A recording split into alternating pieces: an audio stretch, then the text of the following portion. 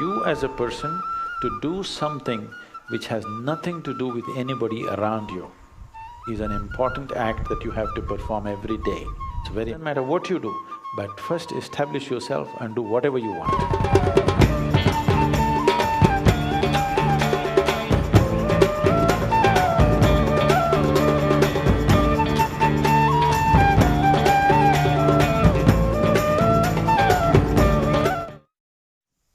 Hi.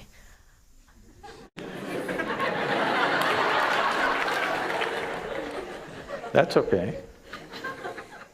If I'm a performing artist… I'm sorry? If I'm a performing artist… Performing artist. Yeah, and does your training and your practice and your craft count as sadhana? And if yes, is that enough? Does what count as sadhana?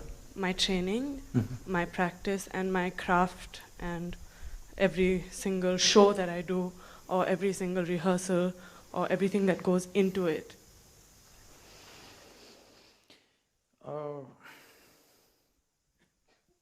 What kind of performing artist? I'm an actor. Okay.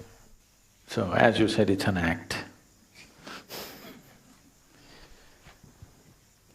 See, anything that you do with great involvement does something to you, all right? But there is a difference between doing an inward focused sadhana and an outward sadhana. It's not just for an actor. A manager can use his work as sadhana, a gardener can use his work as sadhana. Anybody who's doing whatever with absolute involvement, they can use it as a process of growth. But there is a distinct difference between doing external activity as sadhana and internal process as sadhana. What is the difference? External activity as sadhana is useful because you can do it throughout the day. And of course, you have to do some activity.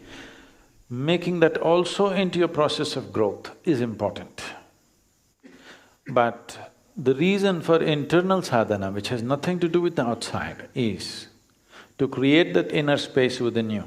Because your outside sadhana is subject to results, you can't help it. Suppose in the middle of your act you forgot your dialogue. You can't say, this is my sadhana, I forgot and it's fine, I'll still enjoy and grow. No, you will be demolished on that day, isn't it? So your outside sadhana is subject to a certain level of performance and result and appreciation and the monetary returns and everything. But still it can be useful, it can be working for your well-being if you're doing it with absolute involvement. If there is involvement in anything, just your breathing, if you're absolutely involved, this will become your sadhana. You're walking, you're acting, you're anything. Involvement makes every act into a kind of growth, but still creating an inner space is very important because that's not subject to anything outside. Nobody need to clap their hands when you're meditating. Yes? You do your kriya, you're not expecting somebody to appreciate you at the end of it. It is not subject to any external reality and that's very important. That at least one aspect of your life is like this, it is not subject to anybody's appreciation or approval or whatever, but still you do it with absolute involvement. There are other dimensions to it. Apart from that, for you as a person to do something which has nothing to do with anybody around you is an important act that you have to perform every day. It's very important. So, if you do that well, it'll be very easy to make your life's activity into your sadhana.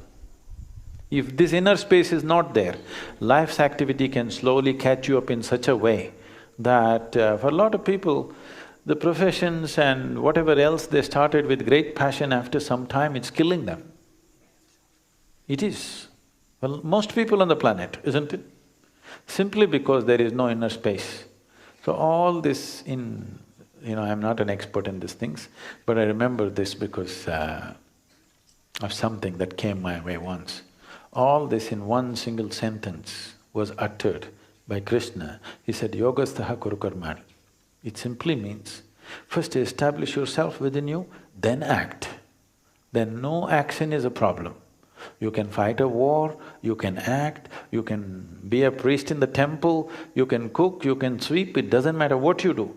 But first establish yourself and do whatever you want. He's not restricting your action. He's saying, do whatever you want, whatever is needed you do. But first establish yourself within yourself. Otherwise, you're using external activity to make yourself who you are, which will be disastrous. Establish who you are, then act, no problem. But if you're using your activity to make yourself into something, if something comes in your way which doesn't allow you to become that, you will be destroyed. So don't try to be a yogi by teaching yoga. You become a yogi, and then if people are interested, we will teach, otherwise we'll just close our eyes and sit.